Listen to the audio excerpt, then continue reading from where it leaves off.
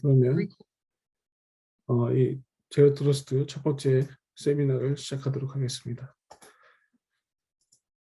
화면 잘 보이시죠? 목소리 잘 들리시고요. 네. 사실은 저희가 최근에 거의 5년, 3년 이렇게 돌아보면은 가장 많이 듣는 얘기가 디지털 트랜스포메이션입니다. 그리고 클라우드 마이그레이션 이런 얘기를 많이 듣게 됐죠. 상당히 오랫동안 많은 시장에서 그런 메시지들을 많이 들어오게 됐고, 물론 또한 그 다양한 클라우드 기반의 서비스들, 사스 기반의 서비스들 또는 퍼블릭 클라우드 서비스 프로바이더의 서비스들을 기업들이 채택하게 되면서 조금 더 우리 입장에서는 경계가 없어진 그런 보안들이 발생하게 됐죠. 그리고 또 한 가지는 이제 코비드-19 이슈 이후에 조금 더 사용자들이 접속하는 부분들 또는 사용하는 기업의 어떤 네트워크들을 사용하는 부분들에 대해서 우리가 기존에 중앙 집중식으로 했었던 데이터 센터 기반으로 했었던 그런 어떤 경계 기반의 보안이라든가 또는 이런 중앙 집중식 형태의 보안에 대해서 조금 더 다르게 생각할 수 있는 그런 계기가 됐다고 볼 수 있겠죠. 그러면서 제로 트러스트라는 이야기를 또 상당히 많이 듣고 있습니다. 그러나 이런 제로 트러스트를 정말 정확하게 구현하고 있는지 이런 부분에 대해서는 의문이 있을 수밖에 없겠죠. 네, 그래서 오늘 이 시간에는 이제 제로 트러스트가 무엇이고 이 제로 트러스트를 가지고 어떻게 채택하고 어떻게 빌드할 것이며 그 다음에 이 제로 트러스트를 구축했을 때 우리가 어떤 베네핏을 가질 수 있는가 이런 부분들을 말씀드리고요. 마지막에 이제 팔로알토 네트워크스의 이제 제로 트러스트는 어떻게 구현되는지 이런 부분에 말씀드리도록 하겠습니다. 우리 참 많이 듣는 얘기입니다. 왜 제로 트러스트를 지금 고려해야 되는가 하는 부분이죠. 잘 아시는 것처럼 우리가 퍼리미터 기반의 보안을 오랫동안 해왔죠. 중앙집중 기반의 보안도 많이 해오게 됐고요. 그러나 이런 디지털 트랜스포메이션 또는 클라우드 기반 또는 워킹 프롬 홈, 워킹 프롬 애니어 이런 부분들이 발생을 하게 되면서 경계가 없어진 이런 보안을 고려해야 되는 그런 상황이 되게 됐습니다. 따라서 기존에 가지고 있던 그런 보안 또는 기존에 가지고 있던 어떤 네트워크 아키텍처에 대해서 우리가 새롭게 어떤 새로운 방법의 어떤 아키텍처가 필요한 것이죠. 보통 이제 우리가 아키텍처를 리빌드하고 보안을 리싱크한다 이런 얘기를 많이 하게 되는데 이러한 경계가 없어진 아키텍처 그리고 경계가 없어진 보안들을 어떻게 할 것인가 하는 부분들에 대해서 많이 고민을 하게 되죠. 근데 사실은 기업은 오랫동안 사실은 우리가 원격지 근무지도 있고 또는 어떤 VPN 기반의 IPsec 기반이라든가 또는 SSL VPN 기반으로 오랫동안 보안에 대한 것들을 잘 구성해 왔고 아키텍처를 구성해 왔다고 하게 되지만 실질적으로 클라우드 기반으로 하이브리드 또는 멀티 클라우드 기반의 어떤 인프라를 사용하게 되고 또는 사스 기반의 애플리케이션들이 상당히 많이 증가하게 되면서 물론 한국은 아직 사스 기반에 대해서 조금 더 시간이 필요하긴 하겠지만 그러면서 우리는 아무래도 이렇게 조금 더 기존에 있던 아키텍처가 상당히 복잡해지게 되죠. 기존의 레거시 환경에서 구축했던 어떤 보안 기능이라든가 레거시 환경에서 우리가 진행해왔던 어떤 그런 보안 수준 또는 우리가 계속해서 컴플라이언스를 인식해왔던 것들이 디지털 트랜스포메이션이 일어나면서 하이브리드 멀티 클라우드 환경으로 가고 또는 워킹 프롬 홈 형태의 원격 근무자가 상당히 많이 늘어나게 되죠. 그래서 단순히 SSL 기반의 어떤 보안을 가지고 원격지에서 근무하는 것들이 조금 더 한계가 있을 수밖에 없는 것이고요. 그리고 이런 코비드-19 이슈로 인해서 발생하는 그런 사용자들에 대한 애플리케이션 사용들을 어떻게 우리가 정확하게 파악을 하고 보완할 것인가 하는 부분에 대해서도 상당히 문제가 있다는 것이죠. 잘 기억을 해보시면 사실은 저희도 IPsec VPN을 오랫동안 써왔죠. 그 IPsec VPN 클라이언트도 오랫동안 써오게 됐고요. 그러다가 어느 순간에 SSL 기반으로 해서 웹 기반 형태의 웹 트래픽 기반 형태의 IPsec 또는 VPN 기반으로 사용하는 것으로 가게 됐죠. 그렇기 때문에 실질적으로 이제 이런 복잡한 환경 또는 클라우드 환경, 멀티 클라우드 환경에서 기업 입장에서는 상당히 여러 가지 보안적인 또는 아키텍처적인 문제들을 가질 수밖에 없는 그런 부분이 있을 수 있겠죠. 예를 들자면 말씀드린 것처럼 기존 보안 수준을 그대로 유지할 수 있을 것인가, 또는 원격지에서 사용하는 애플리케이션, 사용자들의 애플리케이션 트래픽에 대한 것들을 정확하게 인지할 수 있을 것인가, 뭐 그런 것이죠. 또한 그 사람들에 대해서 워낙 전 세계적으로 또는 워낙 산지에 있는 그런 사용자들에 대해서 어떻게 사용자들의 경험을 잘 가지고 성능을 보장해 줄 것인가, 뭐 이런 문제들이 발생할 수 있겠죠. 그렇기 때문에 사실은 그 디지털 트랜스포메이션도 있지만, 또는 이런 코비드 이슈 때문에 조금 더 가속화된 건 있겠죠. 그러다 보니까 아무래도 기존 레거시 네트워크의 한계가 우리가 발생할 수밖에 없는 것이죠. 그래서 기존의 데이터 센터에 이제 데이터 센터 늘리는 거, 뭐 IDC를 운영하시는 분들은 다들 아시겠지만, IDC에서 확장하는 것 자체가 상당히 좀 부담이 되고 뭐 하는 부분이 있겠죠. 물론 뭐 비용적인 부분뿐만 아니라 인력적인 부분도 수 있고, 또는 어떤 물리적인 부분들도 있을 수 있고 상당히 문제가 발생할 수 있는 것들이겠죠. 그리고 다양한 시큐리티 갭이 이제 발생할 수 있겠죠. 기존의 레거시 환경에 있었던 보안 솔루션들을 우리가 클라우드 환경이나 사스 환경에 적용할 수 있을 것인가, 또는 원격 근무자들에게 적용할 수 있을 것인가 하는 부분들이 있을 것이고요. 그렇게 원격 근무자들이 발생하는 그런 트래픽에 대해서 정말로 문제없이 사용할 수 있도록, 기존 데이터 센터에서 레거시 환경에서 사용하는 것을 사용할 수 있도록 동일한 어떤 경험을 제공할 수 있을 것인가 하는 문제들이 발생할 수 있겠죠. 따라서 이런 기존 레거시 환경을 클라우드 환경으로 우리가 확장을 하고, 하이브리드 멀티 클라우드 환경이라든가 또는 원격지에 있는 어떤 액세스들을 환경하면 지원하게 되면서 우리가 조금 더 이제 기존의 어떤 네트워크라든가 보안에 대한 어떤 아키텍처는 부족하다고 볼 수 있겠죠. 그래서 이제 만들어지는 것이 아무래도 얘기되는 것이 바로 제로 트러스트라는 얘기를 많이 하게 되고 있는 그런 상황이라고 볼 수 있겠죠. 물론 우리는 오랫동안 제로 트러스트를 나름대로는 많이 해왔다고 말씀들을 하십니다. 그래서 IPsec 같은 경우가 상당히 그런 부분이죠. IPsec 같은 경우가 뭐 터널 기반으로 해서, 물론 오랫동안 IPsek이 보안의 꽃이라는 얘기를 많이 했었죠. IPsek을 깰 수 있는 방법은 없다는 얘기를 많이 하게 됐죠. 그러나 이제 이런 IPsec 기반이라고 하는 것이 가장 큰 문제가 all of nothing인 형태의 네트워크 트래픽을 사용할 수밖에 없다고 하는 것이죠. 일단 어떤 SA 기반으로 해서 IPsek이 터널이 맺어지거나 하게 되면은 모든 자원들을 접근할 수 있는 통제할 수 없는 그런 부분들이 있을 수 있기 때문에, 또는 이런 부분들, 그러니까 IPsek을 허가받은 사람들이 어떤 악의적인 행위를 가거나, 또는 IPsek을 사용하고 있는 이런 사용자들이 어떤 브리치, 어떤 컴프로마이즈가 발생을 해서 실질적으로 내부 네트워크로 들어왔을 때는 어떻게 통제할 수 있는 방법이 없는 그런 부분들에 대해서 이제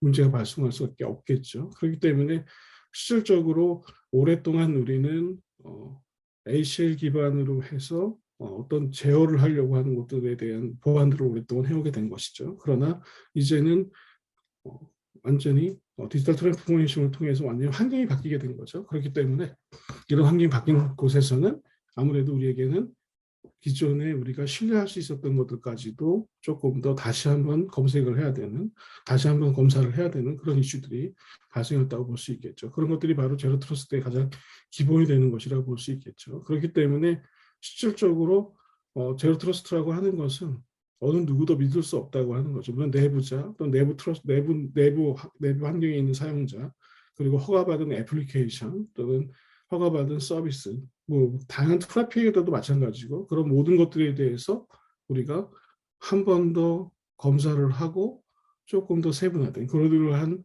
팔러시를 적용을 해서 정확하게 허가받은 것들만 제한적으로, 항상 이루어지는 것은 아니고 어로우나신 형태로 가는 것이 아니라 항상 확인하고 그리고 검색해 줄 수 있도록, 사용할 수 있도록 해주는 부분이 바로 이런 제로스트의 첫 번째 방법이라고 볼 수 있겠죠.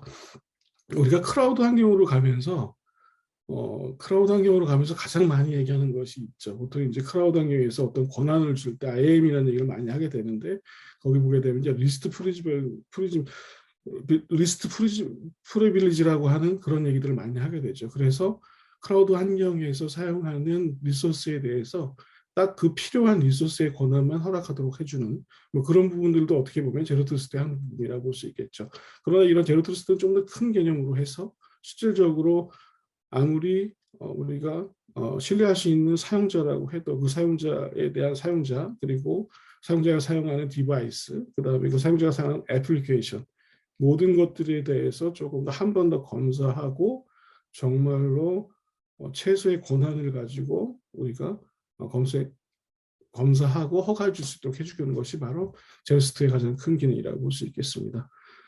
그래서 제로트러스트는 사실은 포레스터를 통해서 많이 저희가 알려지게 됐죠. 이 포레스터를 통해서 우리가 제로트러스트를 어떻게 구축해야 될 것인가 하는 부분들을 많이 이제 많은 분들이 이제 제 포레스터의 이 익스텐디드 프레임워크를 통해서 많이 알게 되었죠. 그러나 사실은 이 제로 트러스트를 처음 얘기한 것들은 뭐 사실은 이 제로 트러스트라고 하는 것이 사실은 수학적인 모델로 만들어졌기 때문에 실질적으로 어떤 박사 논문 하나의 수학적 모델로 시작이 된 거라고 볼 수 있겠죠. 그래서 실질적으로 제로 트러스트가 상당히 많은 부분에 대한 것들을 기술하고 있지만 포레스트에서 이제 7가지 형태로 해서 정말로 데이터부터 실질적으로 디바이스까지 어떻게 하면 조금 더 그래뉴얼한 액세스를 제어할 수 있겠는가 뭐 이런 부분들이 할 수 있는 것이 바로 이 제로 트러스트의 가장 큰 기본이라고 볼 수 있겠죠. 그러나 지금 최근에는 아무래도 이제 오토메이션까지도 우리가 확정하고 있기 때문에 이런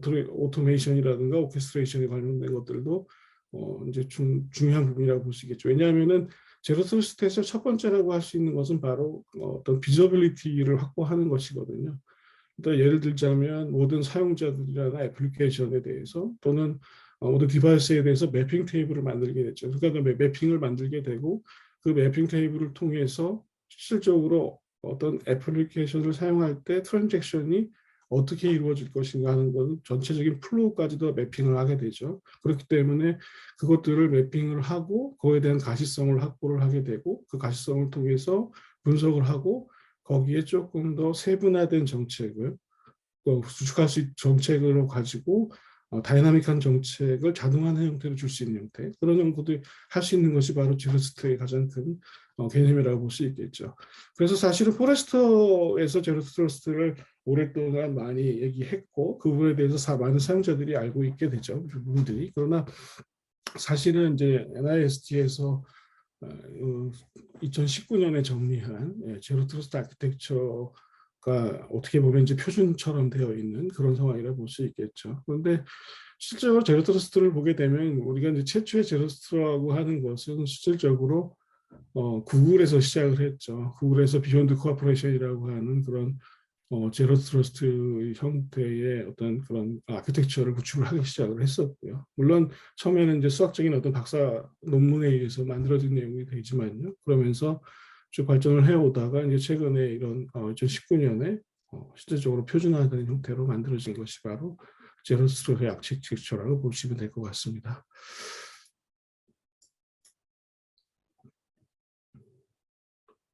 화면이 잘 보이시나요? 제가 왜 화면이 깨지죠? 네. 그래서 이제 첫 번째가 어답 제로 트러스트인데요. 제로 트러스트를 어떻게 하면 우리가 적용할 것인가 하는 부분이죠. 그 제로 트러스트는 사실은 제일 먼저 중요한 것은 첫 번째는 제로 트러스트에 대한 어떤 그 전략을 가져가는 게 상당히 중요하죠. 그래서 실질적으로 그냥 단순하게 우리가 어떤 툴을 사용하거나 어떤 솔루션 하나 기반으로 해서 제로 트러스트를 구축하는 것이 아니라 실질적으로 어떤 브리치를 우리가 어떤 공격에 대해서 또는 데이터 유출에 대한 것들, 또는 공개에 대한 것들을 첫 번째로 프로텍션 기반으로 우리가 정책을 세우겠다 하는 어떤 그런 정책 기반으로 이루어져야 될 것이고요. 했을 때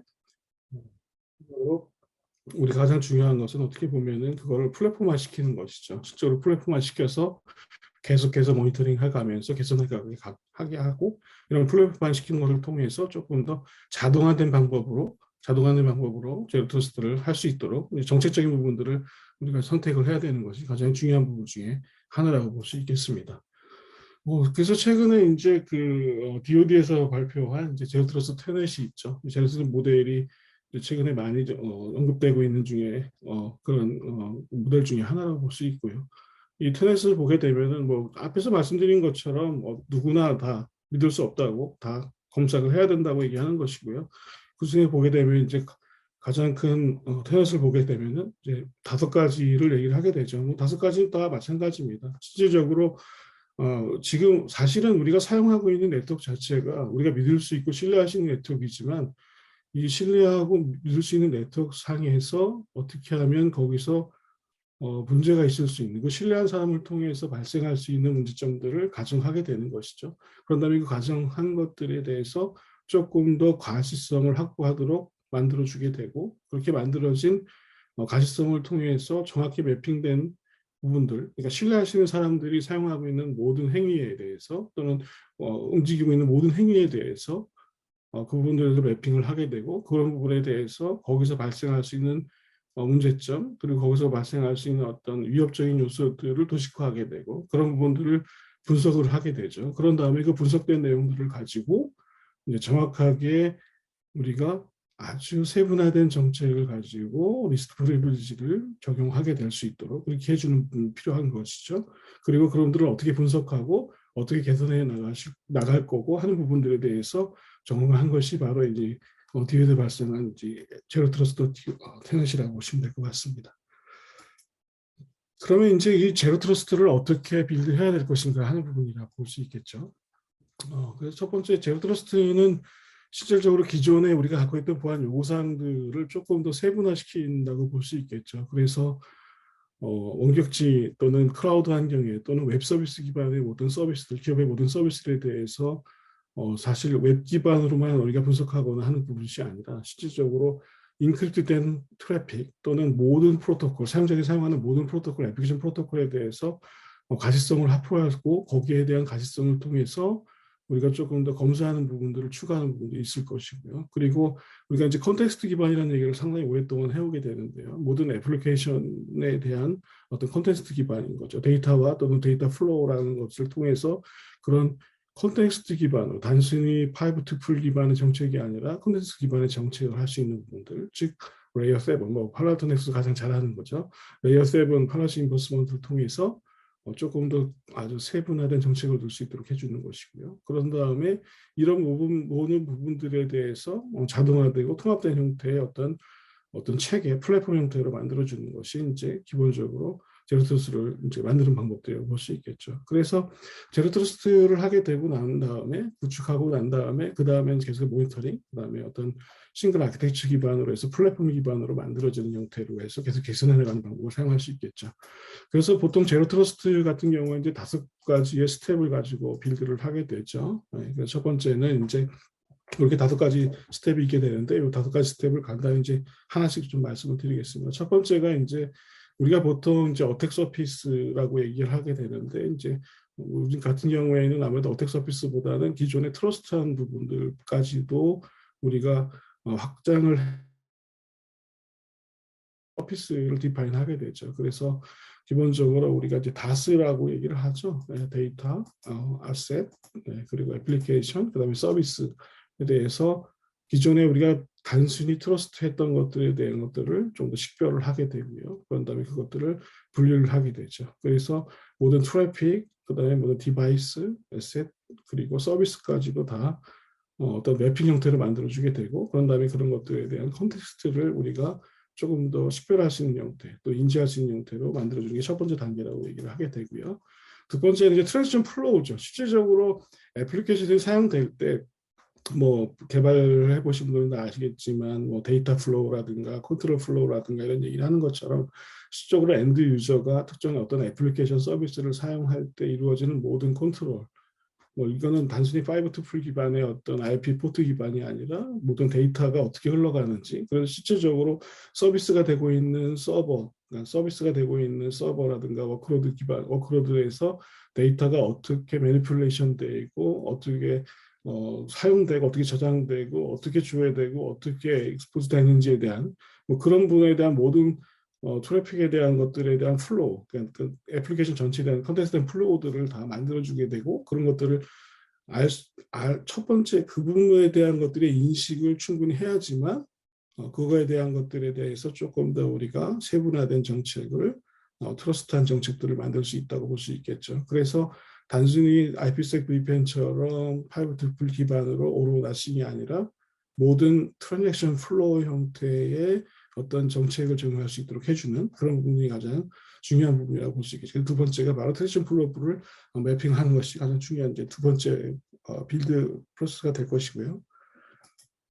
이제 세 번째는 이제 제일 먼저 쓰는 게 우리가 보통 이제 제로 트러스트 얘기하면 제로 트러스트 네트워크 액세스라는 얘기도 많이 듣게 되시잖아요. 그것처럼 첫 번째가 바로 제로 트러스트 아키텍처에서 첫 번째 제로 트러스트를 구축할 수 있는 게 바로 제로 트러스트 네트워크 액세스라고 하는 부분이죠. 그래서 기본적으로 우리가 외부 접근할 수 있는 모든 큰 형태의 어떤 정책뿐만 아니라 정책에서 빠져 있었던 부분들, 정책에서 빠져 있었던 이런 네트워크 정책까지도 조금 더 세분화된 세그멘테이션 기반으로 정책을 만드는 것이고요. 그리고 실질적으로 이제 제로 트러스트가 진행되는 데 있어서 가장 중요한 것 중에 하나가 바로 일관된 정책 부분이죠. 그래서 일관된 정책을 통해서 전체적으로 적용하는 부분들, 그리고 나머지는 뭐 관리 부분들이라고 봐야 될 것이고요.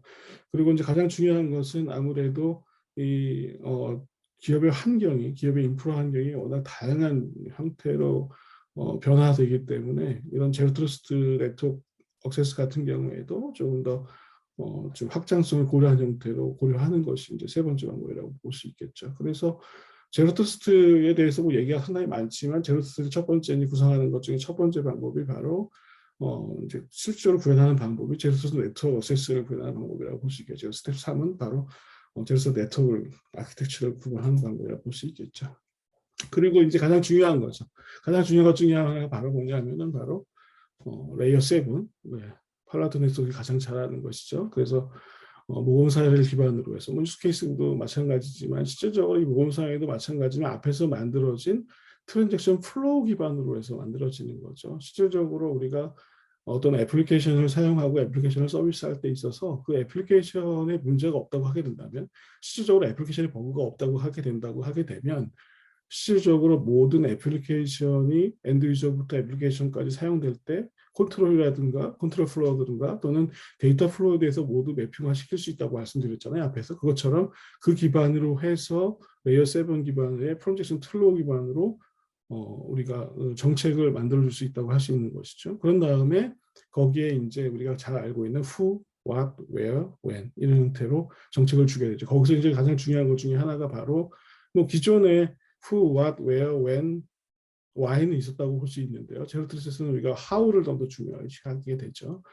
그래서 기본적으로 트랜지션 플로우 기반으로 만들어진 정책에 대해서 어떻게 하는 부분이 포함되는 것이죠. 그래서 그 정책에 대해서 단순히 allow나 deni가 아니라 그 부분에 대해서 어떻게 하면 조금 더 예를 들자면 만약에 그 암호화된 트래픽 같은 경우에는 보코화해서 어떻게 인스펙션 할 것인가 또는 API라고 하게 된다면 그 API를 캐스비 형태로 해서 API 레벨로 우리가 어떻게 하면은 조금 더 인스펙션 할 것인가 뭐 이런 부분들에 대해서까지도 볼 수 있는 것이 이제 how라고 볼 수 있게 되겠죠. 그리고 이제 계속해서 이런 정책 기반으로 해서 계속해서 위협을 스캔하고 미티게이션 하는 부분들이 바로 네 번째 단계라고 보시면 될 것 같습니다.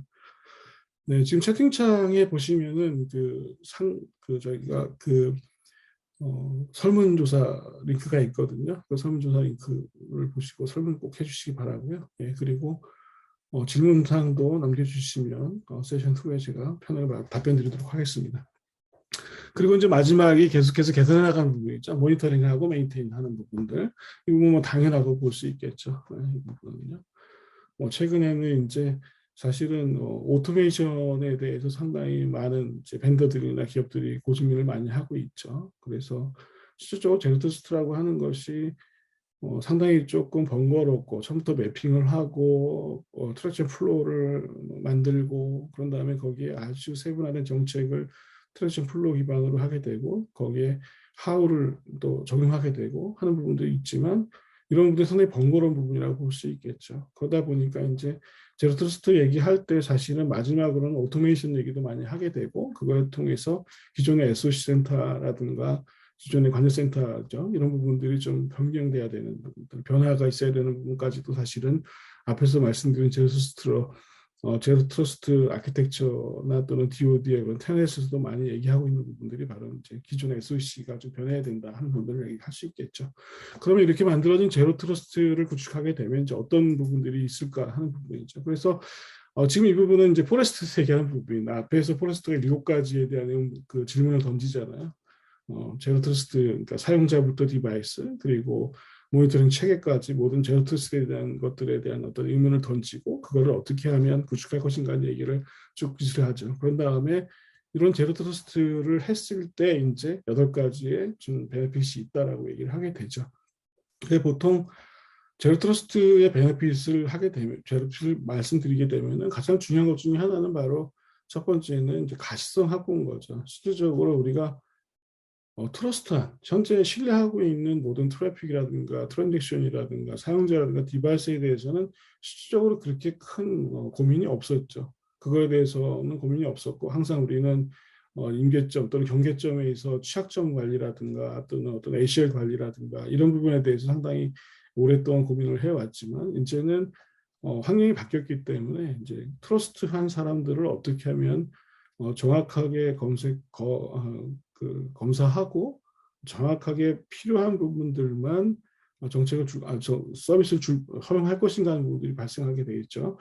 그런 부분들이 의문이 되겠죠. 그렇기 때문에 실질적으로 이제 가시성을 확보하는 부분이 가장 큰 부분 중에 하나라고 볼 수 있죠. 그래서 모든 거에 대한 가시성 확보가 되기 때문에 조금 더 우리한테 좀 편리한 형태의 어떤 그런 보안 관리가 가능할 것이고 그런 다음에 그를 통해서 문제가 발생했을 때도 조금 더 정확하게 발견할 수 있겠죠. 그러니까 기존에 우리가 오랫동안 해왔던 것들 많잖아요. 그러니까 뭐 심 기반이라든가 이런 걸 통해서 뭐 빅데이터 기반으로 인공 머신러닝 기반으로 해서 상당히 많은 부분들에 대한 어떤 그런 분석에 대한 부분들을 상당히 고민을 많이 해왔죠. 방화벽 로그부터 시작을 해서 IPS 로그, 최근에 이제 클라우드 워크로드 로그까지도 보게 되고 애플리케이션 로그까지도 다 접목을 한 다음에 그거에 대해서 빅데이터 기반으로 머신러닝 기반으로 엄청나게 분석을 엄청나게 하고 해서 산출해내서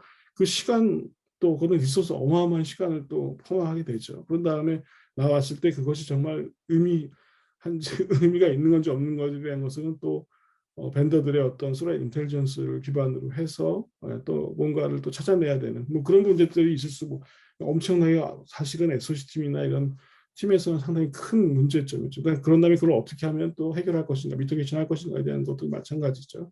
그러나 이제 제로 트러스트 기반으로 해서 모든 자산과 그다음에 모든 애플리케이션 플로우를 다 매핑하게 된다고 하게 되면 그 부분에 대해서 조금 더 빠른 형태로 분석해낼 수 있다고 하는 것이고 빠른 형태로 분석해낼 수 있는 것은 빠르게 대응할 수 있는 그런 부분이라고 볼 수 있겠죠.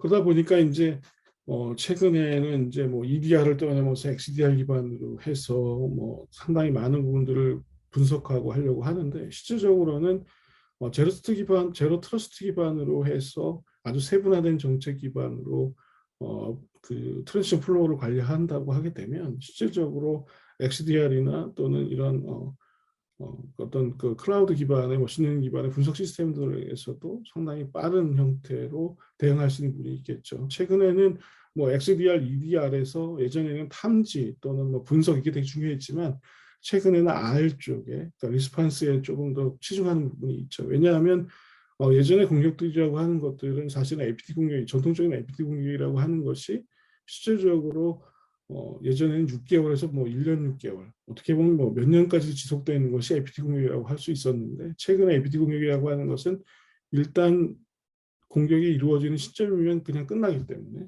그래서 2중 탈진이 3중 탈진이 4중 탈출까지 가는 형태로 가기 때문에 최근 EDR이든 XDR이든 다 R에 치중하는 부분이 있죠. 리스판스를 어떻게 할 것인가 하는 부분이죠. 그렇기 때문에 이 제로 트러스트라고 하는 것은 실질적으로 위협 관리 측면에서도 우리가 그렇게 대용량 형태의 어떤 그런 빅데이터 분석 시스템 이런 것들 머신러닝 이런 것을 사용하지 않더라도 조금 더 정확하게 위협을 판단하고 그걸 대응할 수 있는 방법들 그런 것들까지 도움을 줄 수 있는 것이 바로 제로 트러스트의 가장 큰 장점 중에 또 하나라고 볼 수 있겠죠. 그래서 말씀드린 것처럼 이제 어택 서피스 가장 그 서비스에 대한 모든 것들에 대한 비저빌리티를 파악할 수 있는 것이 이제 제로 트러스트가 가진 장점 중에 하나고요. 그리고 거기에 이제 일관된 정책들을 줄 수 있는 것, 일관된 정책들을 적용하는 것. 그러다 보니까 아무래도 말씀드린 것처럼 어떤 보안 관리 체계도 변화될 수 있는, 그러니까 조금 더 리스판스를 강조할 수 있는 그런 부분이라고 볼 수 있겠습니다. 그러다 보니까 이제 기존에 저희가 믿던 것들 있죠. 트러스트에서 발생했었던 이슈들이 상당히 많죠. 그러니까 예를 들자면 쉽게 그냥 IPsec 또는 ACL 기반으로 믿고 왔던 것들, 그런 것들에 대해서 이제 제로 트러스트를 통해서 이제 전체적으로 갈성을 확보하다 보니까, 또는 아주 세분화된 리스트 프리빌리지를 주다 보니까 이런 문제들까지도 다 해결이 될 수 있는 부분까지 갈 수 있는 것들이죠. 그래서 실질적으로 지금 상태에서, 고객들 환경에서 지금 상태에서 우리가 사용하고 있는 기반에서 사실은 트러스트 상태로 사용하고 계시는 거죠. 그러나 그런 트러스트 상태에서 지금 보시는 것처럼 이런 문제점이 발생할 수 있죠. 당연히. 그렇기 때문에 이런 문제점들을 해결할 수 있는 것이 바로 제로 트러스트의 가장 큰 장점이라고 보시면 되겠습니다. 그러면 이런 제로 트러스트를 기반으로 해서 최근에 디지털 트랜스포메이션이 내서 얘기가 되고 있는 것이 바로 이제 시큐어 액세스 서비스 엣지라고 하는 세시입니다. 그러니까 이제 학자들이 보통 고민을 하죠. 학자들이 고민을 하는 게 이제 문제가 되는 것이 뭐냐면, 이렇게 우리가 그 하이브리드 멀티 클라우드 환경 또는 원격지 사용자들이 상당히 늘어나는 워킹 프롬 환경에서 기존의 보안 체계를 가지고, 기존의 네트워크 아키텍처를 가지고 보안을 적용할 수 있을 것인가 하는 의문점이 생긴 거죠. 그러다 보니까 이제 이거는 안 되겠구나. 이거는 기존의 우리 체계로는 도저히 불가능하겠구나 해서 만들어진 것이 이제, 그러면 이런 보안 서비스하고 네트워크 서비스를 클라우드 딜리버리 형태로 만들어주고, 그 클라우드 형태로 만들어주면서 그런 클라우드 형태로 서비스되는 장점들을 최대한 극대화하고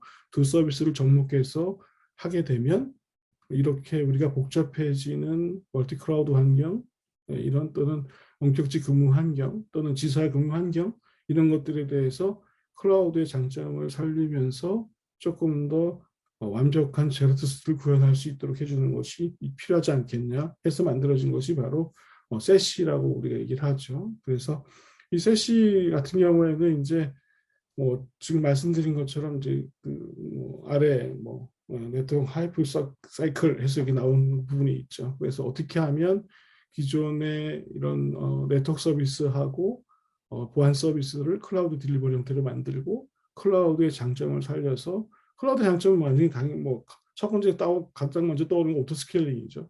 그리고 어디서나 우리가 접근할 수 있는 부분들이 있는 것이죠. 그렇기 때문에 사용자들이 어디에 있든 또는 클라우드의 장점을 살려서 네트워크 서비스하고 보안 서비스들을 성능에 문제없이 우리가 HA 구성을 하고 페일러블 구성을 하고 데이터센터 망을 결정을 하고 IDC의 물리적인 환경을 늘리고 선을 더 늘리고 이런 것이 아니라 클라우드의 오토 스케일링 형태 또는 어떤 그 멀티 테넌트 기반의 형태의 보안 서비스를 통해서 그러니까 즉 원할 때 보안 서비스 쓰는 것처럼 클라우드 기반으로 쓸 수 있도록 해주는 것이 바로 세시 아키텍처의 가장 큰 장점이라고 봐야겠죠.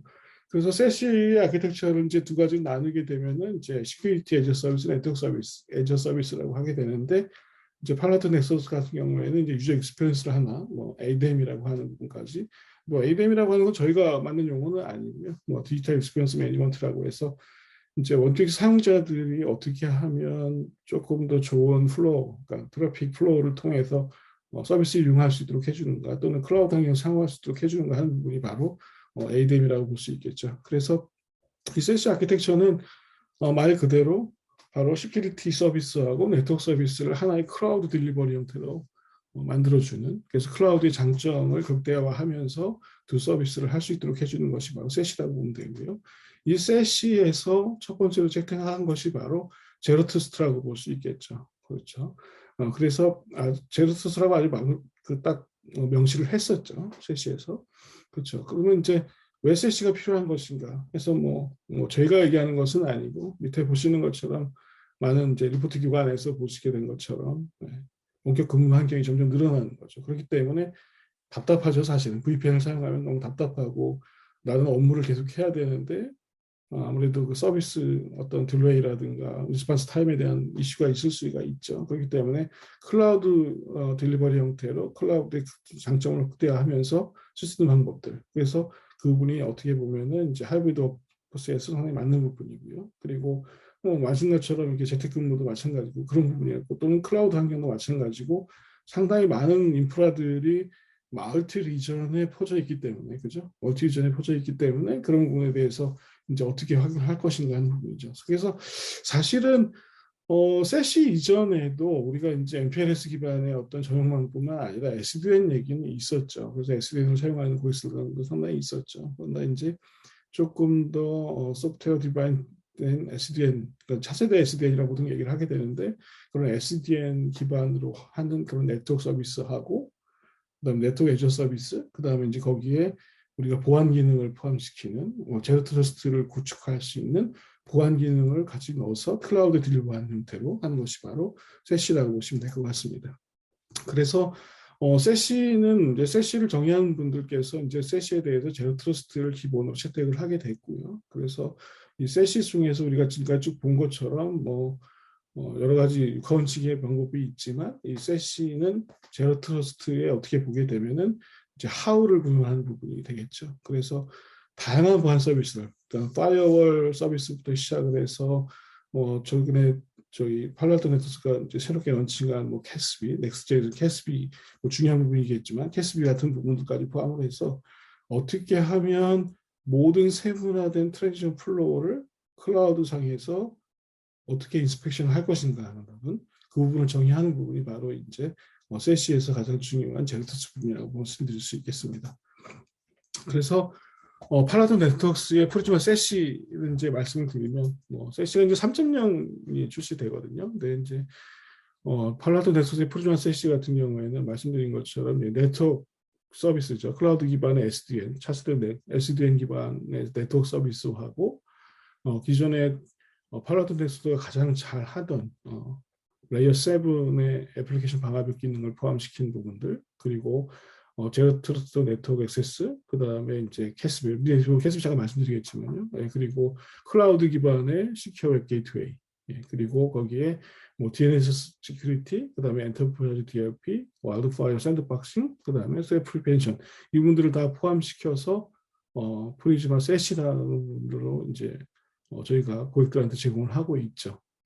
아이고, 죄송합니다. 네, 그래서 프리즈마 세시 같은 경우에는 이제 저기 보시면 프리즈마 액세스라고 되어 있는데요. 이제 프리즈마 세시는 두 가지로 구성되죠. 세시가 네트워크 서비스하고 그다음에 보안 서비스로 두 가지로 구성된다고 말씀드렸잖아요. 그것처럼 프리즈마 세시 같은 경우에도 보안 기능을 제공하고 있는 클라우드 기반에서 보안 기능을 제공하고 있는 프리즈마 액세스가 있고요. 그리고 클라우드 기반의 차세대 SDN, 프리즈마 SDN 이 두 가지 구성이 될 수 있도록 이렇게 되어 있습니다. 그래서 이제 모든 기존에 있는 기존 내부의 환경에 있는 모든 사용자들 또는 원격제에 있는 사용자들 또 지점에 있는 사용자들 또는 멀티 리전에 포함되어 있는 모든 사용자들이 기존에는 데이터 센터에 기반으로 해서 어마어마하게 그 HA 구성을 해놓은 그런 데이터 센터의 허브 앤 스포크 기반으로 해서 모든 트래픽을 중앙으로 기업의 데이터 센터로 보내서 그런 다음에 거기서 인증을 받고 그 다음에 인터넷으로 나가거나 또 내부로 들어오거나 이런 형태로 사용했다고 하게 된다면 이제 프리즈마 세시를 사용하게 되면 말씀드린 것처럼 세시는 클라우드 기반의 서비스라고 말씀드렸잖아요. 그렇기 때문에 사용자가 위치해 있는 또 지점이 위치해 있는 어느 나라 어느 세계에 있어도 그 리전에 있는 클라우드 베이스 형태의 팝 형태로 트래픽을 접속을 하게 되고 거기서 모든 보안 기능들이 제로 트러스트를 구현한 보안 기능들이 아주 세분화된 그래뉴얼한 보안 기능들에 대한 인스펙션이 이루어지고 거기서 이제 직접 서비스를 할 수 있도록 해주는 그런 부분이 바로 이제 세시죠. 그러다 보니까 이 프리즈마 세시가 또는 세시의 가장 기본이 되고 또 보통 이제 세시를 제공하는 많은 벤더들이 보게 되면은 이제 세시라고 보게 되면은 반쪽짜리 세시도 많아요. SDN이 없는 세시도 있고 또는 보안 기능에서 특정 하나의 기능, 제로 트러스트 네트워크 액세스라든가 이런 기능 하나만 가지고도 세시를 제공한다고 얘기를 하고 있지만 팔로알토 네트워크의 프라임즈나 세시는 가장 많은 보안 기능 그리고 가장 완벽한 SDN을 제공하는 그런 아주 컴프렌시브한 그런 세시라고 말씀드릴 수 있겠습니다. 물론 뭐 저희가 이제 제로 트러스트 세미나를 해가면서 다음에 이제 또 저희가 다음 이제 제로 트러스트 세미나가 저희 프리즈마 세시를 기반으로 해서 말씀을 좀 자세히 말씀을 드릴 겁니다. 네. 그래서 팔로알토 네트워크스는 사실은 이 제로 트러스트를 세 가지 이제 필러를 갖고 가게 되는데요. 일단 말씀드린 것처럼 제로 트러스트가 모든 것에 대한 가시성을 확보해야 된다고 말씀드린 것처럼 사용자, 그다음에 애플리케이션, 그다음에 인프라스트럭처를 가지고 거기에서 또 가지 네 가지 필러죠. 아이덴티티, 그다음에 디바이스 워크로드, 억세스, 트랜잭션이라고 하는 이렇게 네 가지 상태를 가지고 저희가 제로 트러스트를 구현합니다. 물론 프리즈마 세시는 팔로알토가 지원하고 있는 이런 모든 제로 트러스트를 완벽하게 지원하고 있다고 보시면 될 것 같고요. 그래서 팔로알토가 오랫동안 가장 잘 해온 거죠. 가장 세분화된 애플리케이션 정책을 주는 그런 기능처럼 이제 세시 기반으로 해서 세시 보면 중요한 캐스비겠지만 그런 기능을 통해서 모든 애플리케이션에 대한 아주 세분화된 정책을 지을 수 있도록 해주는 그런 부분들이 바로 이 세시의 가장 큰 장점 중에 하나라고 보시면 될 것 같습니다. 그래서 이제 IPsek만 좀 말씀을 드리면요. 물론 좀 다음 세미나에서 저희가 뭐 프리즈마 세시에 대해서 상당히 좀 아주 깊게 다루려고 하고 있고요. 기본적으로 전통적으로 이제 제로 트러스트 네트워크 세수하게 되면 그것도 VPN이죠. 그러니까 VPN을 보게 되면 VPN 같은 경우에는 한 번 SA가 이루어지게 되면 더 이상 컨트롤할 수 없죠. 그죠?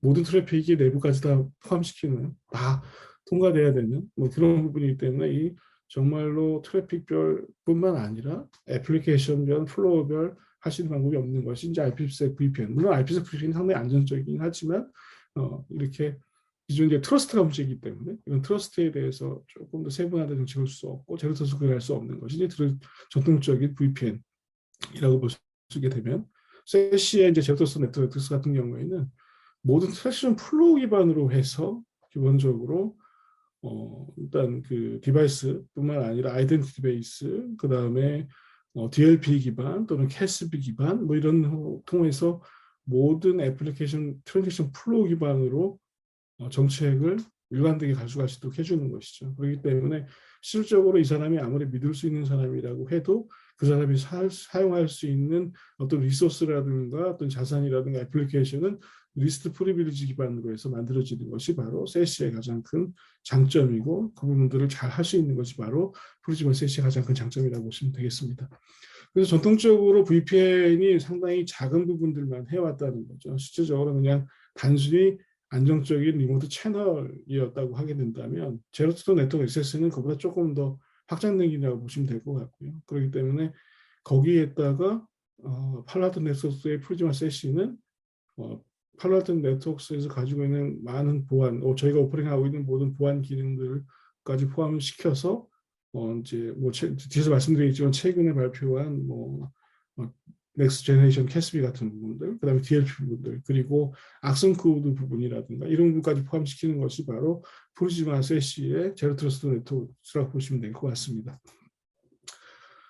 그래서 이제 자신은 사스 기반의 애플리케이션들이 상당히 많이 늘어났죠. 그렇기 때문에 이런 사스 기반의 애플리케이션들, 저희 회사도 어느 회사도 요즘 최근에 많은 분들이 이제 마이크로소프트나 구글의 어떤 오피스 관련된 애플리케이션을 많이 사용하고 있잖아요. 그런 것들이 상당히 많이 사용하고 있기 때문에 그런 사스 애플리케이션에 대해서는 사실은 이 사스 애플리케이션에서는 어떻게 통제할 방법이 별로 없었죠. 그렇기 때문에 최근에는 이런 세시에서 캐스비 기반으로 해서 애플리케이션을 조금 더, 그러니까 사스 기반의 애플리케이션들을 조금 더 통제하고 볼 수 있도록 해주는 것, 그리고 제어할 수 있도록 해주는 것이 어떻게 보면은 이제 가장 중요한 부분이라고 볼 수 있겠죠. 그래서 저희가 이제 팔로알토 네트워크가 지난주에 이그나이트에서 이제 저희가 넥스테이션 캐스비라고 하는 것을 발표를 했습니다. 이 넥스테이션 캐스비를 통해서 사스 기반 애플리케이션에 대해서 조금 더 제로스트에 대한 것들을 구현할 수 있도록 해주는 것이죠. 그래서 생션, 언생션 이렇게 나오고 돼 있는데요. 그러면 기존의 캐스비하고 일자리 캐스비하고 넥스테이션 캐스비 뭐가 다르냐 이렇게 물어보실 수 있겠죠. 그럼 첫 번째가 바로 올 애플리케이션인 거죠. 그러니까 기존에는 기존의 인사이드 캐스비 같은 경우에는 사실은 웹 트래픽 기반의 어떤 애플리케이션들만 인스펙션하고 검사할 수 있는 기능이 있었지만 이제 팔로알토 넥서스가 저희가 이번에 런칭한 넥스트 제너레이션 캐스비 같은 경우에는 이제 모든 트래픽, 팔로알토가 가장 잘하는 거죠.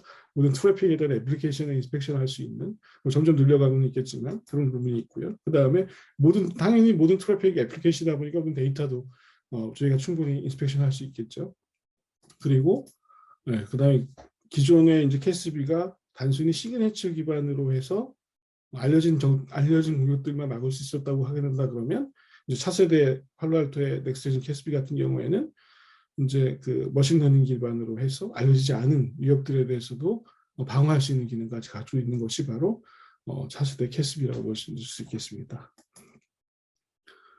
그래서 프리즈마 세시 같은 경우에는 뭐 잘 아시는 것처럼 그 팔로알토 네트워크가 오랫동안 가장 업계에서 뭐 10년 가까이 10년 이상 차세대 방화벽에서 우리가 그 키를 갖고 있었던 애플리케이션 기반, 서비스 기반, 유저 기반의 어떤 그런 제로 트러스트 기반을 가지고 있는 것들을 다 클라우드 기반 형태로 만들어준 것이고요. 거기에 이제 SaaS 애플리케이션들에 대해서 조금 더 보안성을 확산할 수 있는 넥스트 제너레이션 캐스비를 가지는 기능들, 그다음에 DLP 기능들 그런 부분들까지 포함을 시켰고요. 그리고 저희가 이제 그 뭐라고 할까요? 그러니까 좀 더 발전 가능성이 있는 SDN 회사를 인수한 클라우드 제닉스라고 하는 SDN을 인수해서 그 부분에 대해서 이제 프리즈마 세시에 포함을 시켰죠. 그러면서 아무래도 가장 완벽한 세시를 딜리버를 한다고 말씀드릴 수 있겠습니다. 그래서 세시 기반인 네트워크, 그다음에 보안 기능까지도 완벽하게 제공하는 것이 바로 프리즈마 세시라고 보시면 되겠습니다. 그러면 이 프리즈마 세시가 뭐 그냥 저기서 정말 잘하는 거냐, 제가 팔로알토 네트워크 직원이라서 말씀드리는 것이 아니고요. 최근에 그 포레스터나 가트너의 리포트를 보게 되면 보시는 것처럼 프리즈마 세시는 팔로알토 네트워크의 그 제로 트러스트는 뭐 보시는 것처럼 가장 최상위 리더로 선정되어 있습니다. 그리고 사실은 저희가 클라우드 제닉스에 대한 그 SDN을 인수하기 전에는 그 SDN이 상당히 낮은 평가가 되어 있었죠. 그러나 이제 팔로알토 네트워크가 인수 이후에는 이렇게 저희가 리더 그룹에 올라와서 이제는 뭐 시스코 이렇게까지도 다 그 상위에 차지하고 있는 그런 프리즈마 세시라고 보시면 될 것 같습니다. 네, 마지막으로 이제 시간이 조금 걸렸네요. 근데 이제 마지막으로 세미나 다시 한번 말씀드리고 끝내도록 하겠습니다. 그럼 질문 보도록 하겠습니다. 오늘 말씀드린 것처럼 팔로알토 네트워크가 이제 한국 고객들을 위해서 제로 트러스트에 대한 전도사가 되기 위해서 제로 트러스트 세미나를 시작을 오늘부터 했고요. 네, 그리고 앞으로 제로 트러스트에 대한 것들, 그리고 팔로알토 네트워크의 새로운 기술들, 그다음에 세시에 대한 새로운 기술들에 대해서 계속해서 진행을 할 예정입니다. 그래서 오늘 첫 번째로 이제 제로 트러스트 시작 늦지 않았습니다라는 얘기를 말씀을 드렸고요. 네, 이제 12월 달에 12월 16일에는 이제 저희가 최근에 사스 기반 애플리케이션들을 많이 사용하시잖아요. 그러다 보니까 이 사스를 사용하실 때 어떻게 하면 제로 트러스트를 잘 구현할 것인가, 그리고 이 사스를 어떻게 하면 안전적으로 사용할 것인가 하기 위해서 사스를 선택했다고 하게 된다면, 또는 사스를 고려하신다고 하게 되면 세시부터 고려해야 되지 않을까 하는 부분에 대한 것을 세시가 왜 필요한지를 말씀드리고 프리즈마 세시를 좀 더 자세하게 아주 말씀드리도록 합니다. 그리고 이제 세 번째로는 차세대 SD-WAN, 프리즈마 세시에 포함되어 있는 프리즈마 SD-WAN, 왜 기존에 이미 사용하시던 SD-WAN 또는 MPLS를 사용하시던 그런 방에서 왜 우리는 이제는 SD-WAN, 차세대 SDN을 사용해야 되는 것을 말씀드리려고 합니다. 그래서 바쁘시겠지만 많이 참석해 주셔서 좋은 시간 되셨으면 좋겠습니다. 감사합니다. 그럼 질문 보겠습니다.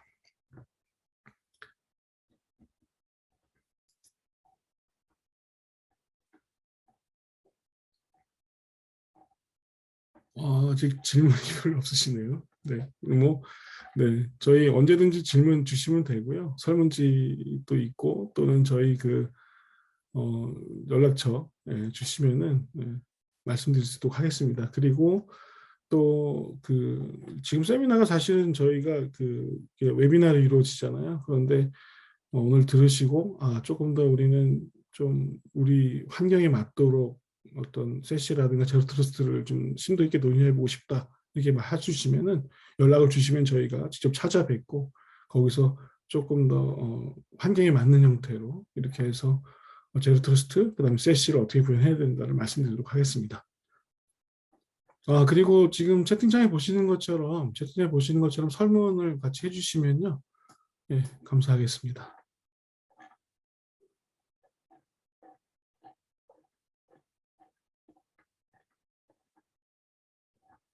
질문 있으신가요?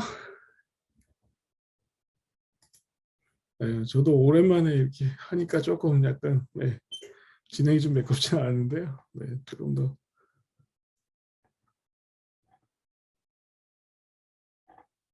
네, 발표 자료하고 이 부분들은 저희가 전달을 해드릴 예정입니다. 네, 그래서 저희 지금 저희 팀에서 채팅창에 남겨드린 것처럼 네, 네, 설문 있습니다. 채팅창에 보시면은 채팅창에 다시 한번 나중에 들어오신 분들이 아마 링크가 안 보이실 수도 있는데요. 그 다시 한번 채팅창에 제가 남겨드리겠습니다.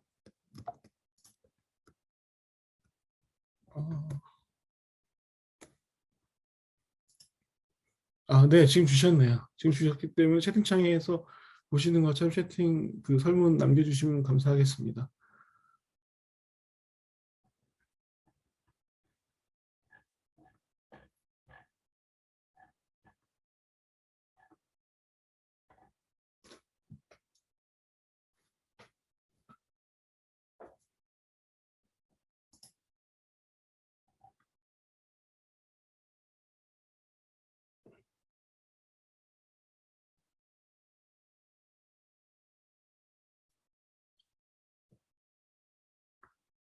네, 지금 만약에 지금 채팅창에서 설문이 안 보이시면요.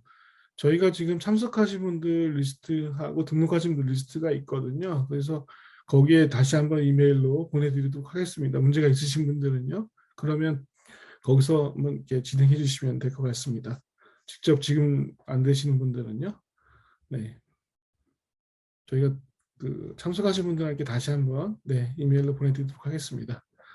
네, 그래서 그러면 오늘 더 이상 질문이 없으셨어요? 네, 오늘 첫 번째 팔로알토 네트워크스의 제로 트러스트 세미나는 이제 마치도록 하겠습니다. 네, 저희가 다시 한번 메일로 어, 보내드리도록 하겠습니다. 네, 하여간 오늘 바쁘신 와중에 이런 시간에 많이 참석해 주셔서 감사드리고요.